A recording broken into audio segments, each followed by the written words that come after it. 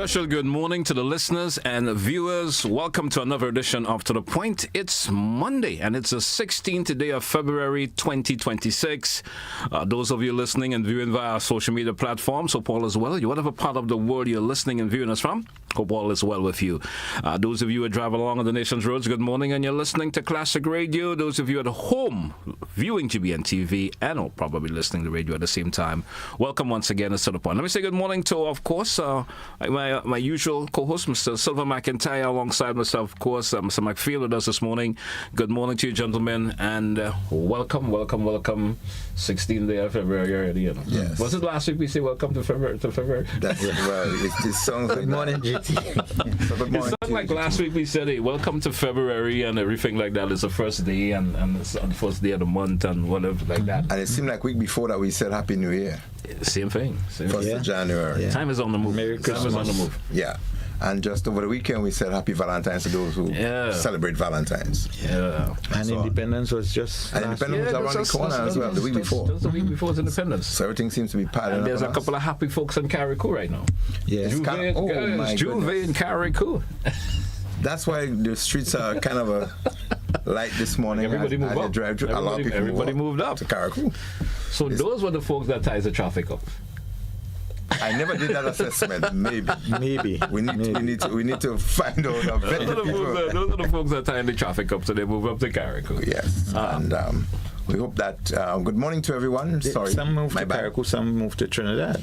Well, yes, Trinidad is also having carnival in Trinidad and Tobago. Yeah. Right. Yes. And the Grenadians are kicking a storm down there. Yeah. We're in Trinidad. Trinidad. The kicking storm, right? Tropical cyclone. Okay, so good morning again. Yes, GT, thank you for the warm welcome. I think that was extensive in terms of you covered everybody this morning. Yeah. I'm absolutely sure. Yes. I think everyone kind of feel good that GBN really capturing them in the greetings and appreciation for the viewing and listening worldwide and locally as well. So it's our pleasure to be here, as usual, on Monday morning. All right. And to share with our audiences across something. All right. So, usually around this segment, we tap into what's happening. We cannot cover the carnival aspect that's taking place in Carriacou, Trinidad. I think Dominica is also having carnival. Dominica as well. Dominica is also Yeah. having carnival activities. We want to kick off with some flowers this morning. If you do have any to throw this morning, Mr. I do have a bunch. Yeah. And I want to be able to give it to the national authority that really initiated the vigil for the tragic loss of that young lady. Yes. I think that is a commendable initiative where the state mechanism can rally around the family or those close relatives and friends who are bereaved at this moment for the tragedy experienced within the last 2 weeks. It is something that we clamored for, the social fabric and the social environment to, support victims, especially in tragedy. It is never the easiest of things to bury somebody that you're very close with. It is even worse for the parents that you have to bury a child. And under the circumstances, the tragedy experience and so forth, it is very, very necessary for the social system to rally around the family. And sometimes people say in times of those kind of adversity and tragedy, people come around and then they soon disappear. Yeah. But I just want to say that aspect of the supports shown should continue for quite some time, because it's a lonely road. When you go through those tragedy and so on, you never get healed and improve very quickly. It's deep, it's very deep, it's very painful for a very, very, very long time. And it's one of the things that we'd hope our society really build a bit stronger, is that psychosocial support that goes far beyond. And it should be obvious and it should be easily accessible. People should understand the support system, that there's cost associated to tragedies especially, but deeper than the cost is the hurt and the feeling and the support of and the encouragement that people would lend to you. As I continue to repeat that, you get lonely in that area. It's just you feeling that kind of a pain that people would tell you, I understand, I know how you feel, and they really don't. They don't. They really don't. And I can tell you, it's really difficult. So we're hoping that this is a call to the extent where we can build on the psychosocial support for people of tragedies, and it's not sometimes at one end, it's at many ends. Sometimes you have two different sides of families who are affected because of what may have happened. And people tend to isolate that kind of a support and minimize it to an extent. So we need to look at that, especially at the senior state level. It tells a lot when your senior state apparatus can rally around you. It shows that sense of appreciation, and not very often, and not often enough. We see the reps and the system rally around, regardless of who it is. Your status in society has nothing to do with the levels. Human beings are human beings, and every human being will have the kind of a feeling. So I wanted to expand on that and a little bit more. What happened even with the accused in that situation? It's a lot, and we've had a lot of people beaten on it, which is relevant, and it shows a few sides. One, that our women, children, and female, there has to be a stronger protective mechanism for that. But an expansion of that also is that society has failed in a large way in terms of how our young men are brought up. And understanding the background of the accused in that sense, there's a lot that people can take from it. One, whether or not there are mental issues, whether or not there are social issues in his upbringing and his environment, and whether there are spiritual intervention that cause somebody to move around as such a monster. And our society has failed us in many ways to understand and do what is called, and we're going to speak about that, risk assessment in all sense. What kind of a risk and vulnerabilities are out there in our society that we need to build something stronger? What about our lighting systems? What about our cameras? What about inventory and information relative to people who have particular background? So it is again a situation for us to take deep into our communities and have discussions, and to work with our young men and work with our communities and ensure that situations like these do not repeat themselves. I wanted to tap in on this a wee bit, because you did mention something that sort of reflected me a wee bit. It's not always left up to the families alone. Yes. The communities. But in this modern world, Mr. McIntyre, the short-lived in terms of how regular society contribute to this in the long run. If you get where I'm coming from. There's a saying in Grenada, everything is for a little 7 days. 8 days. Yes. Maybe next week, another incident may, or during the course of this week, another incident may occur.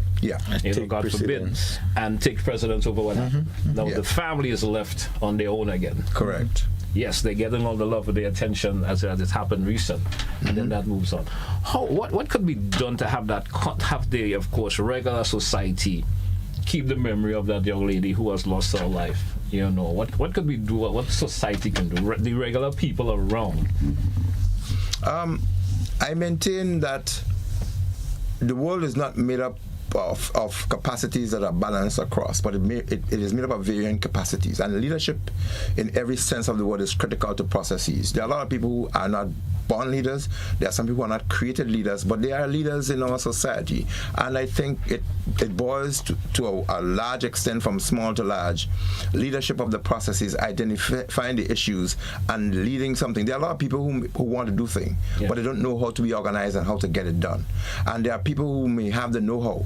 I remember our Prime Minister speaking when we had crime situation, Commissioner speaking, and they said, to control and manage crime is not law enforcement issue or at a policy issue, but an all hands on deck. So true. But all hands on deck still need an initiation of the process. All hands on deck needs leadership.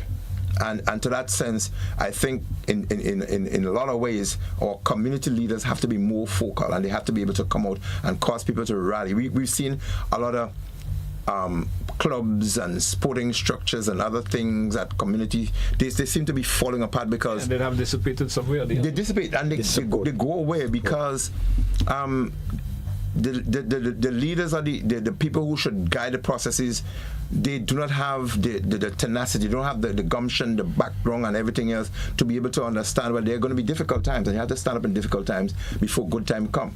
And when challenges come up, people shrink under those challenges and they win away too quickly. And so we need a bit more of that. We need an all hands on deck situation, we need and Citizen Rollo going to support me that the aspect of consultation a bit more. Yeah. What are the causes of these things and how can we address them? A lot of time we speak of the issue and we do not speak of how do we address them. And you ask the question really on point. What are the causes of it and how can we correct it? So my answer to all of this is to be able to find out through consultative processes how do we address it? Because at policy level, whether you are a government minister or in some way or the other way, whether you're a prime minister or governor general, at those levels you have responsibility, but you will not have all of the answers. Mm-hmm. And the answers a lot of time comes from the people on the ground, through the trenches, through the communities, in the fields. People call them the cocoa and all these things. They have the conversations. Yeah. They will tell you how to deal with something. They will tell you some of the traits and habits of some of these people and how to combat it. Yeah. And so we need to be. I remember one time there was this menace to people who use the boiling spring up in St. Andrew. Yes.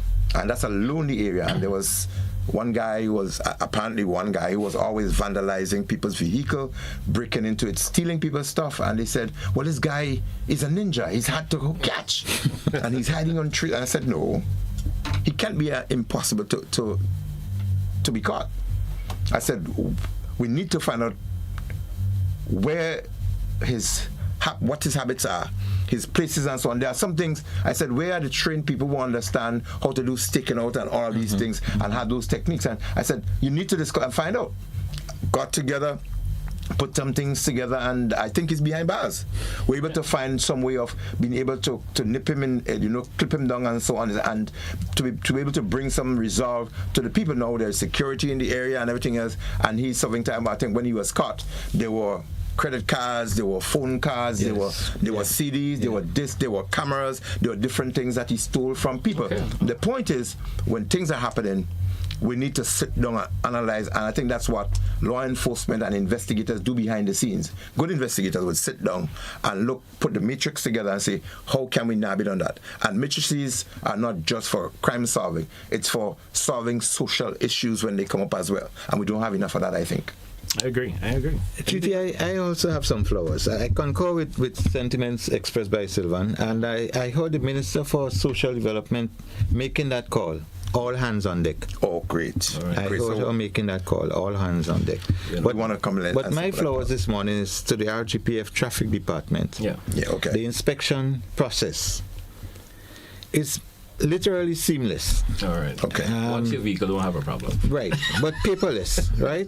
You remember before, when you do the inspection, you get a paper. A yellow paper. Mm-hmm. You have to go, get it signed, come back, and now everything is on the phone. So it's fast. I give them flowers for that. You go there, yes. You go there. Absolutely. There's no long line. QR code sent to the Treasury Department and so forth. They go and they pull up on the system. Mm-hmm.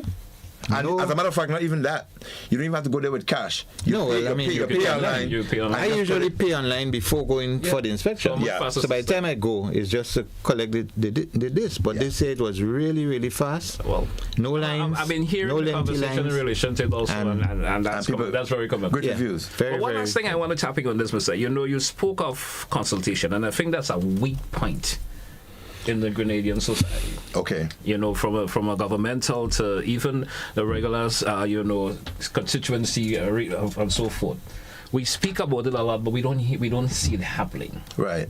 And we always say there's a lack of it with issues of what's happening. If folks have that calm way of communicating among ourselves, having that conversation on issues that are taking place, even within our communities, I think a lot of the issues that we see happening can resolve in a much faster way. Yeah. Chiti, the thing about it is not that there's no consultation. The consultation is organized, but the people don't turn out. The participation is that's where the problem is. But what's the strategy in getting them to turn up? What do they want? What would they? I guess some people just see that they have no interest. Well, but have we still analyzed? Why are they not interested? And how could we get them out? Sometimes it's made the conversation that folks want to speak about. But do they like bingo? Do they like to go to bingos? Yeah, well, maybe it's one of the Call them out to a bingo. and start a consultation. And consultation process with them. So you had to figure out what But you're really. correct about that, because you see, sometimes what is taking place is people don't want to participate. I prefer stay in my house and probably look at television, or that's true. The younger folks stay and listen to music and stuff like that, than come and associate with, things have changed. And times have Have changed a whole lot. Things that used to gravitate to communities before, it ain't happening. No. Yes. You hear of budget consultation and we have a limited amount of people attending. But then we complain about we know what's going on in the budget. There's crime situation. The police may say let's have we talk about what's going on in your community, and then you see just a handful of people come around to talk to the police. So Very correct. it's just that a different strategy I think may have to be used. I know the community relation department been trying that for last year, where they were going around and speaking through to the community. I had a conversation with one of the senior members of the police, and I said, I think maybe the strategy was wrong, because you're not getting the amount of individuals you want at a particular time that you're going. Yes. You can't go 10 o'clock in the morning. Right. Yeah. Everybody's at work. This particular person might be cleaning their house. They ain't coming out to talk to you. You understand? So I think need to change the manner in which they approach it. Yes. There are times when you could see lots of folks within the community available. Yeah. You understand? Yes. And I think that could probably make a change in terms of how things are done. And the other side to that is that there's a lot of talks and less action. And the action so is people minimal. said, after all has been said and done, much more has been said than done. Yeah. So a lot of times, sometimes you go and you have talks, and like some people would say, man, that's rum talk. Yeah. People talk on a situation, and it's a setting with a conversation, and then no action follow up. But we need to be able to see decisive leadership of the processes, and I maintain, and you're going to hear me saying that all the time. There has to be a monitoring and evaluating process, regardless at what level. Is it a generational thing with this for now? Would you agree with this? Is it a generational thing? Is it because most of the folks are younger and their distraction is different to what we had before? Maybe because I remember as a younger person growing up, I was very interested in politics. Yeah. But young people now, for example, they're not interested. They don't even know. I won't say they're not interested enough. I think maybe the forefront part of it, that's what they're not interested in, where everybody can see them actively participating. No. Some people tell you they don't even know who. You call a name for them, and they will look like you. Who's that person? That's what I'm saying. The distraction is different now. Yeah. So what folks what they've been distracted about before to now is different. Gadgets. Social media have a different distraction on younger people now. Yeah. Mm-hmm. Where before yourself and another will sit on the block and converse. We prefer to have maybe folks have their wife in the next room and want to send her a message. Yeah. But I was speaking to someone a couple of days ago, and he said, growing up, our parents taught us the likes and the dislikes, the do's and the don'ts. And we've gotten to the stage where we fail to teach our children the do's and the don'ts, the likes and the dislikes. I agree. And to an extent, there's some things you can take from that. And again, it may have to do with the change in times and so on. We don't want to go back to the past, we can't. Really and truly. But the fact is that there's a lot of disconnect in terms of family values within those settings. And there are families today who, despite the distractions that happen to be around with the gadgets, etc., they do have good family setting. They do have family devotions with prayer and so forth. They do have family discussions, and they do have control in terms of access to gadgets. I know there are households where children, you come home from school or during the course of the week, you do not have access to those gadgets. You have access I've been trying that on weekends. I've been trying that, it's not working enough. But you have to start from... You're not a nice father. No, sometimes you say don't do it and you step it and you come back and they have it. Then you always have to keep taking it away. That's correct. Sometimes you don't want to get to the part where you, as we say back then, you get beaten. No, but tough love. But even though you be as tough, youngsters these days are different.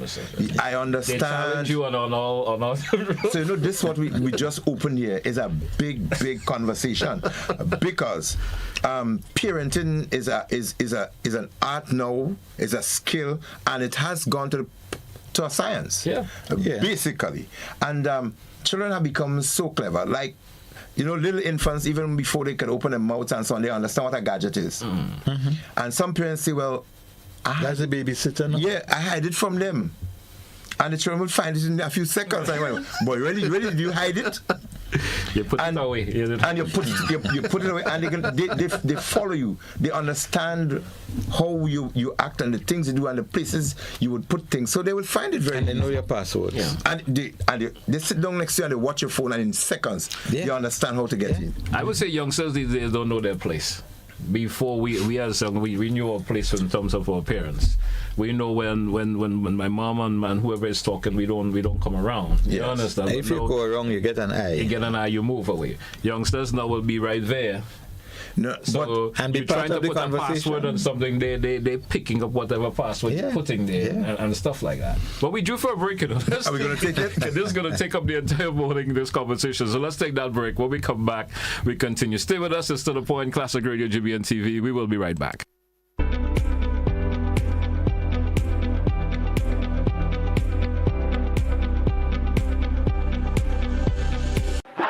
Camahorn Boat, a powerful multimedia production, presented at Carafesta 15, written and directed by Chris DeRiggs. One big performance, only at the Grenada Trade Center on Saturday, 7th March at 7 p.m. The Camahorn Boat is the ship of state, Grenada, sailing to its destiny. The Camahorn Boat is a call for unity, an exciting story about patriotism, played out by Grenada's best acting talents, featuring Samuel Ogilvie, Robert White, Debbie Gilchrist, Pianki Toussaint, Dillian Walters, and others. Come out and join us in celebrating our Grenadianness on Saturday, 7th March, 7 p.m. at the Grenada Trade Center. Admission almost free. Advance tickets are $50, $65 at the door. Your ticket outlets: Giddens Pharmacy Grand Anse, Art and Soul Bookstore, Spiceline Mall, Mitchell's Pharmacy Grand Anse, 3B's Shoe Store, downtown St. George, and other places. Bring out the entire family and enjoy a wonderful evening of Grenadian theater on 7th March at Grenada Trade Center, 7 p.m.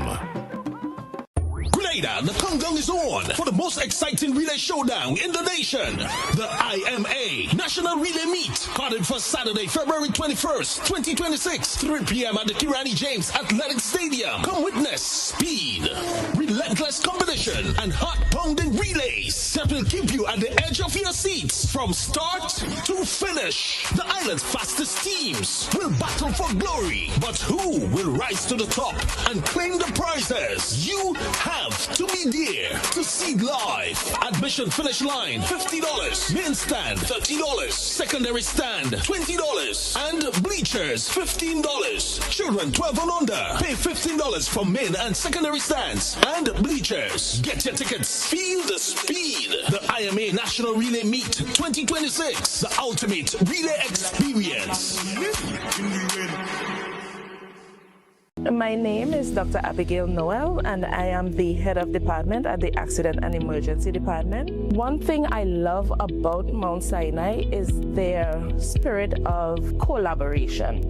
They came in with ideas that have transformed our department in real time. The implementation of ID bands for every patient that comes through the emergency department. That has decreased patient errors. They have implemented defibrillators on every ward. Thus far, 128 staff members have been trained in defibrillator use. The huddle system is basically small meeting with all team members. It improves communication between staff members as well as with patients. This transformation means everything to the emergency department and by extension the health system of Grenada.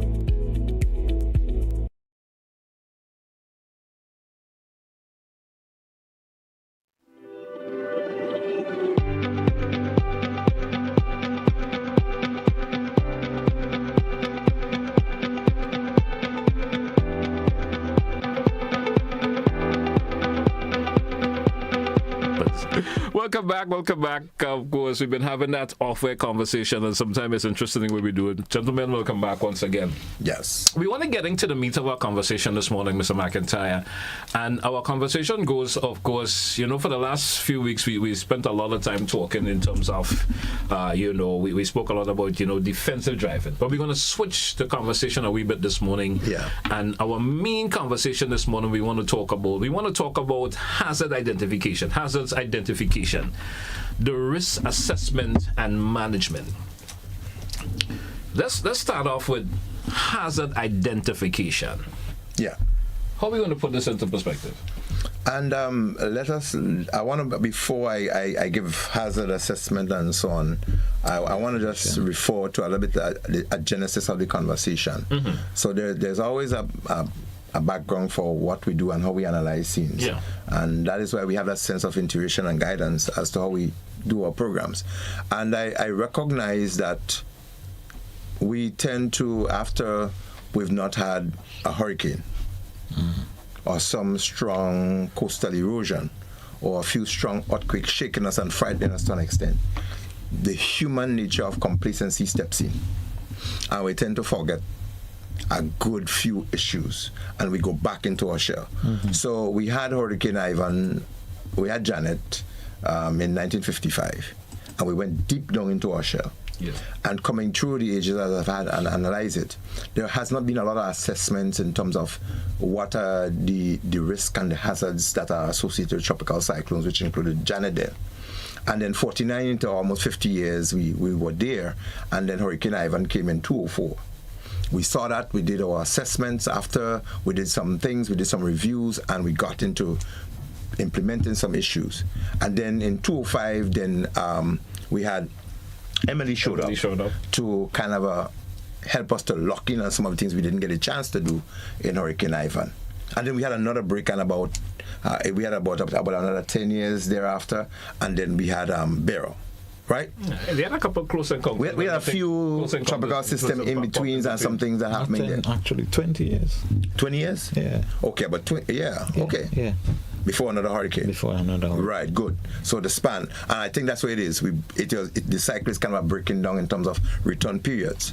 And so we tend, in my observation, to some simple things, despite how far Grenada has gotten, we tend to be forgetting them. Mm-hmm. And so I walked around and I saw some buildings. People are building, the construction industry is kind of a booming.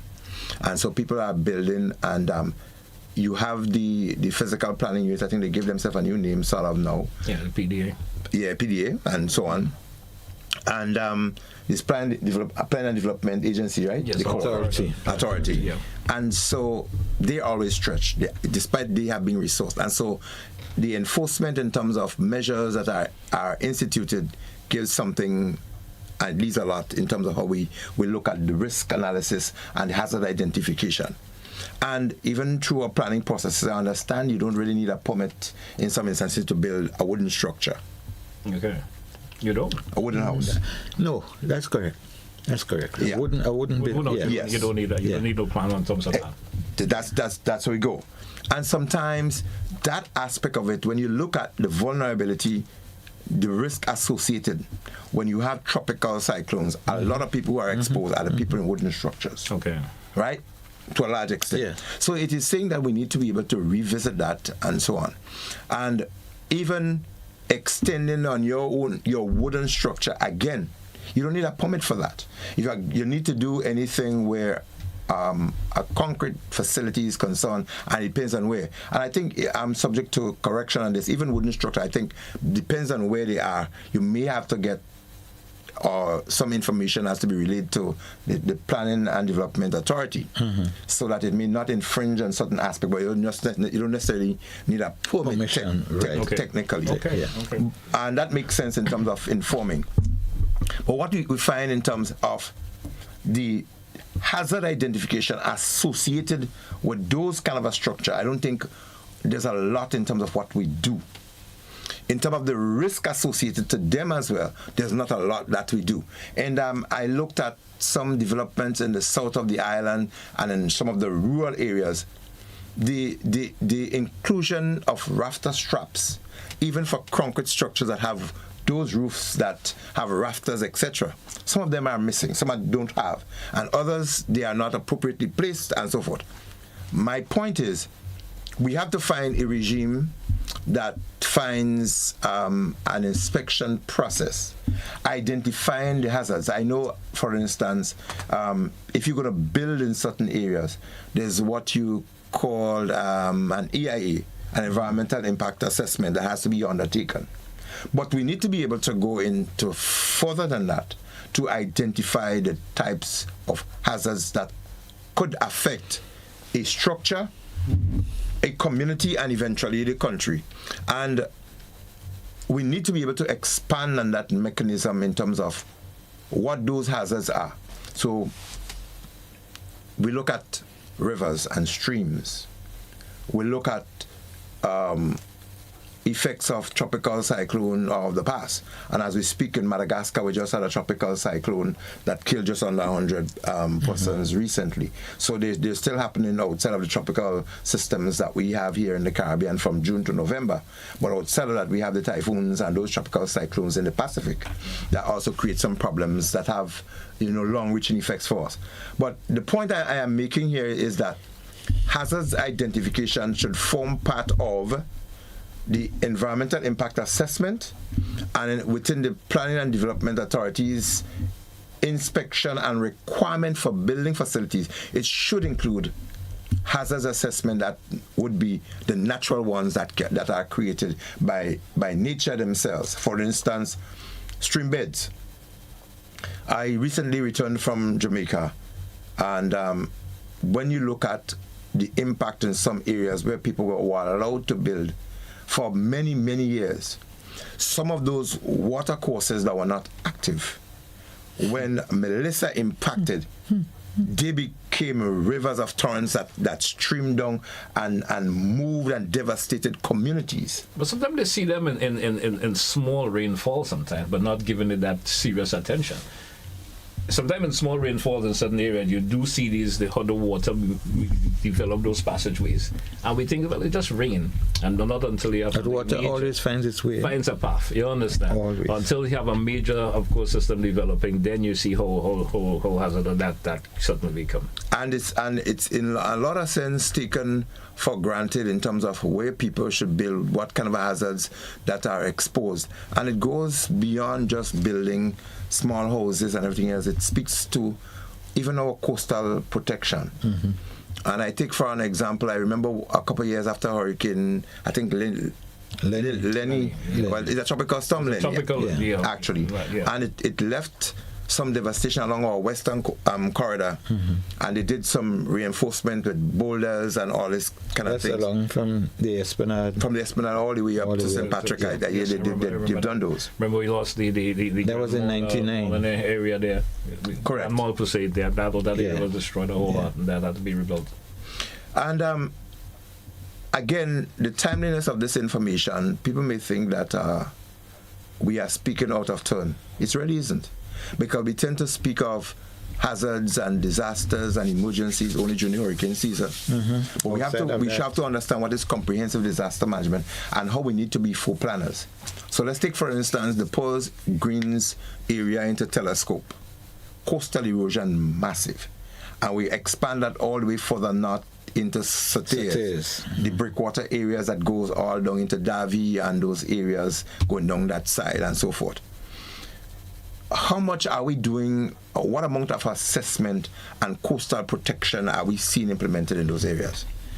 I recently visited the areas, some of it, and as a matter of fact, let me just retract. I heard that some conversation, I just picked it up, that there are some efforts in expanding, I think, the breakwater areas into protecting those areas a little bit more. I was listening to one of the programs and I heard, I think, one of the ministers or somebody was speaking about. Yes, I heard that. How they were intending to. The phase 2. Oh, there's a phase 2. Because that's phase 1 that was done. Okay. Right, so. But my hat goes out for what I understand, what I know can happen to Grenada if we have on the Atlantic side, which takes in part of the eastern coastline into the north. And you look at the Subies, the Maquis, the Telescope, the pearls going around there. Those areas are very, very vulnerable. And I have pictures of about 10 years ago where the sea was about 30 to 50 meters further out than to where it is now in the Greens Pulse area. And that area is totally and very exposed. There was one time the bushery that came down with one of those rivers there. And that has changed considerably. There was a walk that went across from the Greens going up go across to the airport. And you recently I walked there and you can't see that anymore. And you look at the dumping practices in those areas as you walk further into the Paul's old airstrip. And it's a good thing that the RGPF had some embankment that they created at the end of the airstrip that they use as a shooting range, and that itself has worked as a buffer for incursion of the sea. Because when you look, there was rising sea in that area, and it is cutting away. Most of the coconut trees are gone that used to be on the edge. A lot of the almond and the grape trees, they're gone. And what efforts are we really putting into that? So if we do have a very powerful tropical cyclone or storm, or we have some wave and tide action, or we have maybe some strong earthquakes that create some actions that move the bed of the sea, and we have those rising tide that pushes itself into land, the water is going to run all the way into Pulse, way up. And a lot of people and things will be exposed. And so those areas, including the Telescope and so forth, those are hazards from the sea and other things that we are exposed to. And I think a lot more in terms of those assessments and interventions should be given. So you say no, and you spoke about these things, the risk that we've seen there already. Yes. Or should I say the hazard identification. Yes. Now the risk assessment of these areas and so forth. How important it is for of course the folks in authority to be going about and looking at these things on a constant level. As you mentioned also, we can't wait for the hurricane season to pop up on us. And not just hurricane. And folks may say we talking in February and we preempting things to come, but it's not really a preempt. You have to look at the hazards as they are available now, and make sure whatever we do in terms of the assessment. Right. Underwater volcanic explosion. Yeah. What can follow? Tsunami. Right. A strong tide action. Strong tidal wave. Maybe tidal waves and so on could be associated. Right. So when we speak of hazards, and some people may speak about disasters and hazards and so on. A hazard is anything that has the potential to create some negative impact. And we have a number of them.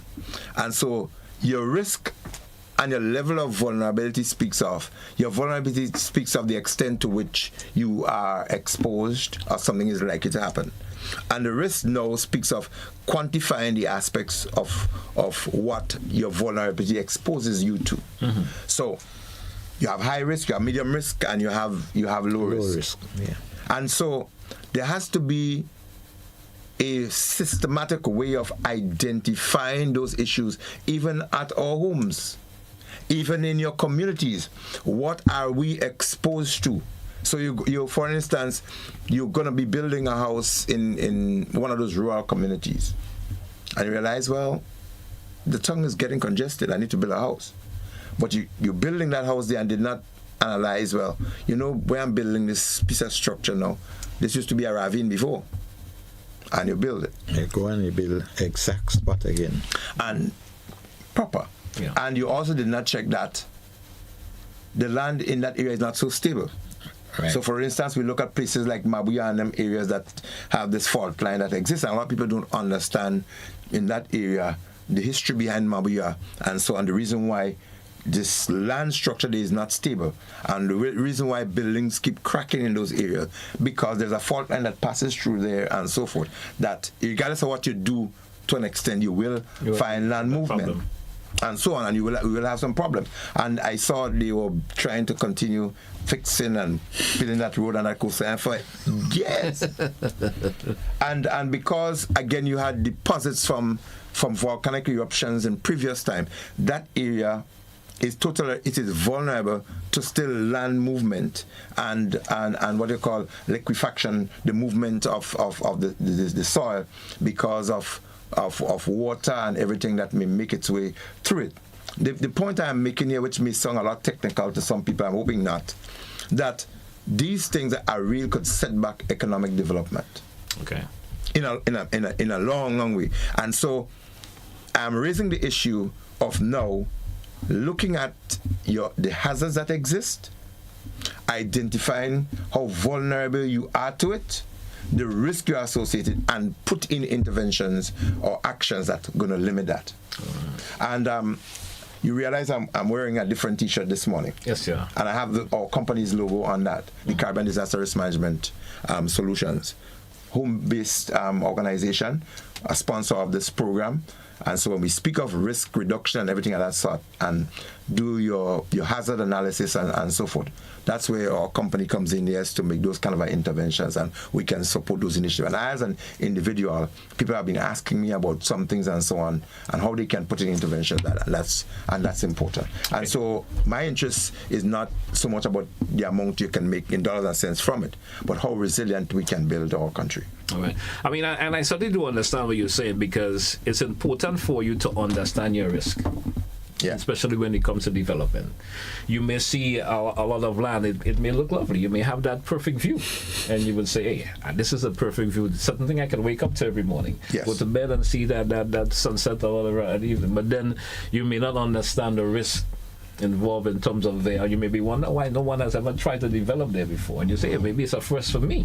You understand? Yes. But the risk involved, and that's where you should have the proper conversation with people that knows before you do that.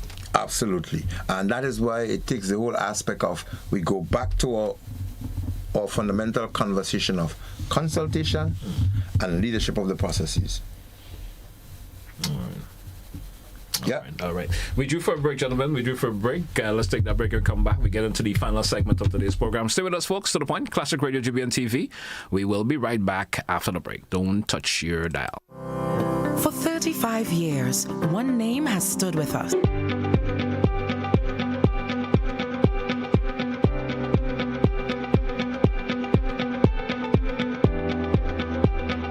Do you own an antique, a classic, a custom-built car or motorcycle, or a fully loaded modern car or truck? Come, show off your ride. Register now to be part of Grenada Auto Fest, and you can win part of the grand prize of over $50,000 in cash and prizes. Register online via our social media pages or at www.grenadaautofest.com. Saturday, March 14th at the Royal St. John's playing field, we recognize our partner, Wagity Rentals and Son Company, True Bay Boutique Resort, On The Spot Hardware, and all the companies that sponsored our category prizes. Remember, over $50,000 in cash and prizes to be won. Grenada Auto Fest, Saturday, March 14th, Tantin. Our nation is in mourning. Calls for justice are growing. Demands for legislative review are louder than ever. This Monday at 8:30 p.m., we put it all into context. Join Carrie Ann Maras, the youth advocate, Dr. Debbie Nichols, former juvenile case manager, Jacqueline Seeley-Burke, legal consultant, and Andrea Noel, retired police officer, as they examine youth violence, accountability, and the way forward. Don't miss Beyond the Headlines on Monday at 8:30 p.m. GBN Television News at 7, a pulse on all things Grenadian. Look out for our new features through expanded synergies with our media partners in Barbados, St. Lucia, Jamaica, Trinidad, and beyond. Capturing the latest in news, sports, weather, and entertainment. Credible, informative. Thank you for making us number one. News at 7, live, Monday to Friday on GBN Television, Channel 7 and 11, K105.5 and 105.9, Hot 98.5 and 98.7, GBN Television Facebook page and YouTube channel, and www.gbn.gd. GBN, with you anywhere and everywhere. Hey everyone, here is an invitation to join me this and every Wednesday at 8:30 p.m. on GBN Television 711 K105 FM, our Facebook page and YouTube channel for Kaiso Talk. Meet the Kaisonians, hear their stories, feel the vibes. Kaiso Talk, Wednesdays 8:30 p.m. Compliments for Grenville Credit Union.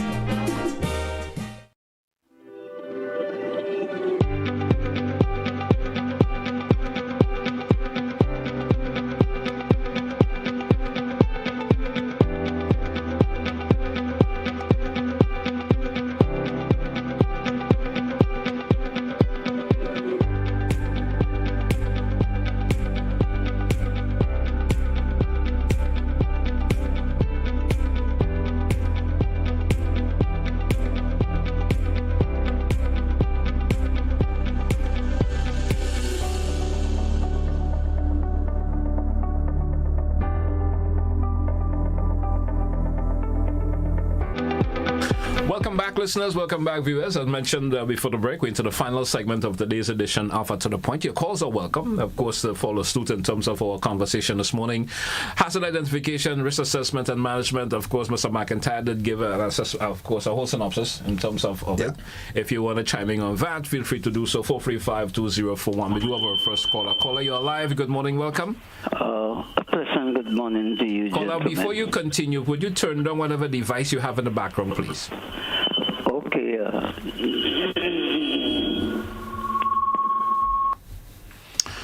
You ready for a caller? Yeah. Go right ahead, please.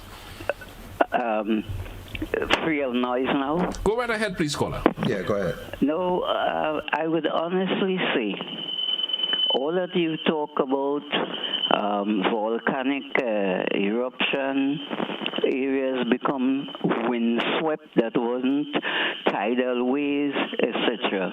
The politician, you won't agree with me on that. The politician is the cause of that. Why? Okay. In order to get votes, you give a group of people, your supporters, an area to build houses, not taking into account the things that happen in the Atlantic. For example, the hurricane.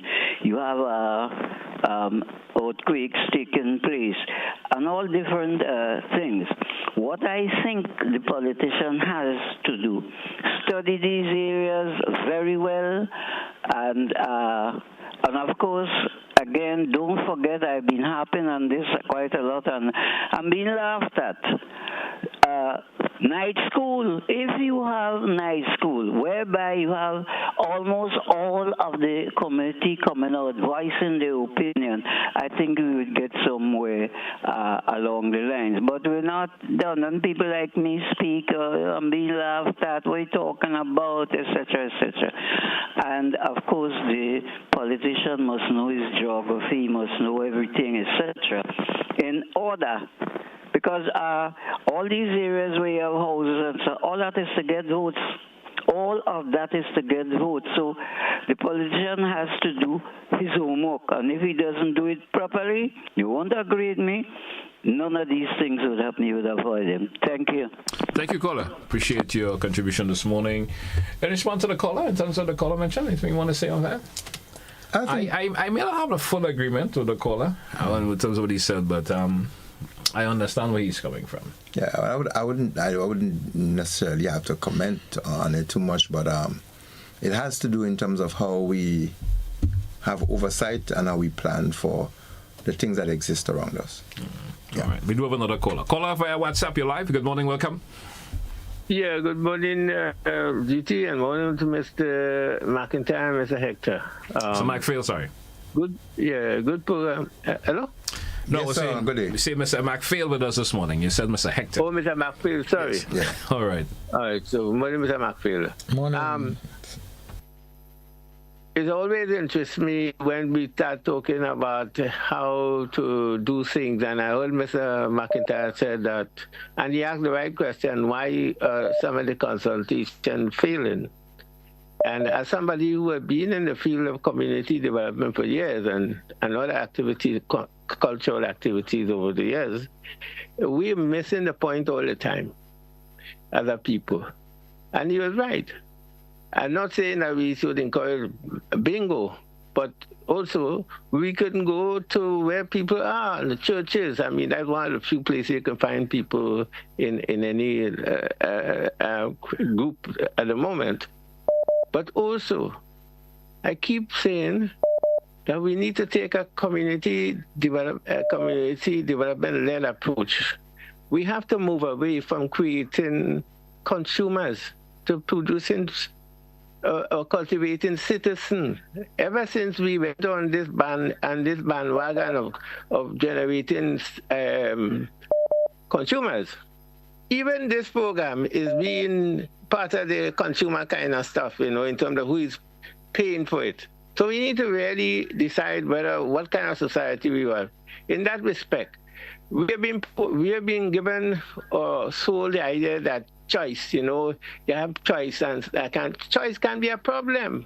In the past, we had one radio station or just a few radio stations where the information used to be communicated and everybody got the information. Now you have 1,000 radio stations and TV stations and so on, and nobody knows what's happening because they're all listening to garbage. So we need to really find a way. A politician told me years ago, when I raised the issue of so many channels and so on, he said, well, this is the way, this is free market. So we need to decide whether we want a cooperative, collaborative society rather than a selfish, individualistic, consume until you're dead. So I think the conversation that started this morning, as Mr. McIntyre said, is really good. I mean, it could provoke deeper conversation, including, again, the backdrop of what we're talking about. We are independent. We need to have independent thinkers in this place. There are no independent thinkers. Hardly any independent thinkers or creative thinkers. Look, for instance, and I'll end there. We are allowing the U.S. government through the embassy in Barbados to invite what they call aspiring artists or so to come to Bridgetown to teach them hip-hop. Hip-hop! Under the guise of what they call cultural diplomacy. Aren't we wary of all these schemes to get us away from who we are and to create more problem for us? Why, if they said they were coming here to teach us, to help with calypso or some folklore or something like that, wouldn't that be better? I just want to raise that for people's attention. Thank you. Thank you, caller. Thank you so much. Any response to the caller? Or we just No, listen. We do have another caller. Caller, you're live. Good morning. Welcome. Yes, Mr. Telesford. Greetings. How are you, Mr. Doing good, sir. Doing well. How are you this morning? And what's the other chap's name? Mr. McPhail. Listen. Yes, Mr. McPhail. That's a very interesting observation, Mr. Antoine, over the hip-hop thing, you see? No, they call that soft power. Cultural diplomacy, that is transculturalization. Listen, very interesting observation, a part of a thing that I heard you people speaking about this morning. I want to comment to the word, which we often bang about it, as we do tell quicker, consultation. That demands, the status of the society today demands consultation. But let's take a look at what consultation really means according to the dictionary. To seek advice or information from sources deemed to be knowledgeable of the subject. So you can seek consultation from your archives, the books, because it's written and documented and recorded there. But you can also seek consultation from a professional. Engineer is an engineering job, a doctor, a lawyer where it relates to the law. But if a nation has to, the state apparatus has to consult with its people, you have to sit and talk to the people. Because you have to listen, what do you want for the running of your country? Now let's skip quickly backward. We had independence, quote unquote. You know my position on that crystally clearly. Did anybody consult with the Grenadian people? How much of the Grenadian people participate in this so-called independence ringy-dingy? They have messed us up, so it's difficult to talk about it. But we know that when they summoned about Blaise and Gary et al., etc., in the two different sections of the three political parties there for the Marlborough House in 1973, wasn't the government of Grenada that requested them? No, they ordered the Grenadians to come. Let's talk about this is what you shall get. Go back and pass it in the resolution in the Parliament to give me consent. Requested themselves the writing of the order. And in other words, brothers and sisters, we never had an opportunity to go to school, quote unquote, metaphorically, how to be a politically and independent country. We never had that. So we have to study it now, and it is time after 52 years of block that we consult with the nation about the future of the country. Mr. McIntyre made some very significant points there. Even the criminals, we had to ask them, brothers and sisters, why do you do what you do? Tell me something, what can the state apparatus do so it will help you to avoid doing what, and that you take a decent course into the future?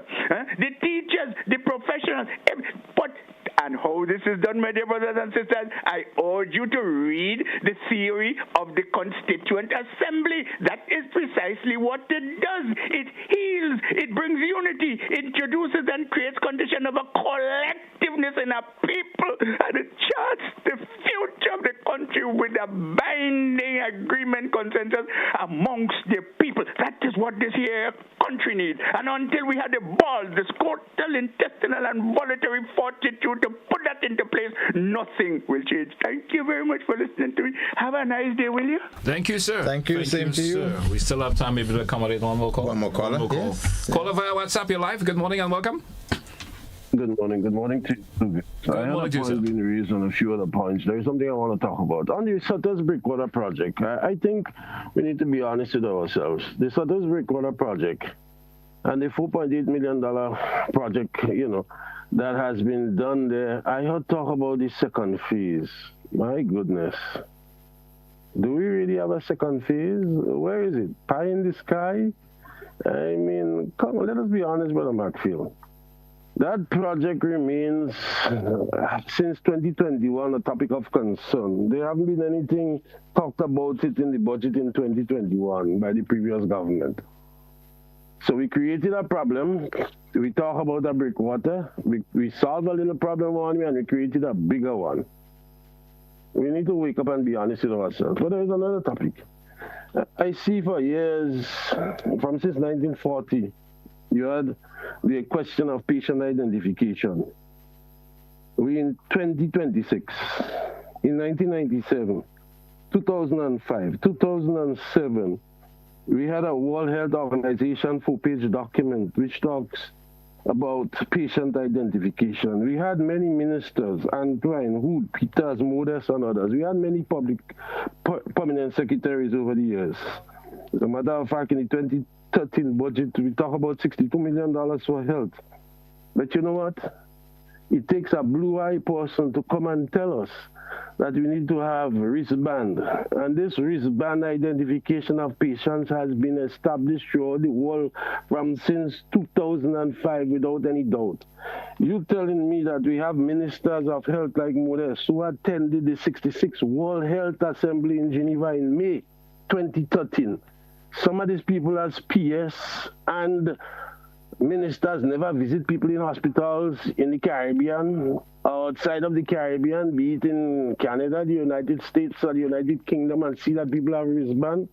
And today we have an advertisement on the radio doing as though it's such a big thing that we have wristband. People are laughing at us when we have qualified professionals who spend 7 years to get their degrees. And we have others who walk in and have their degrees, whether they be medical doctors or administrators.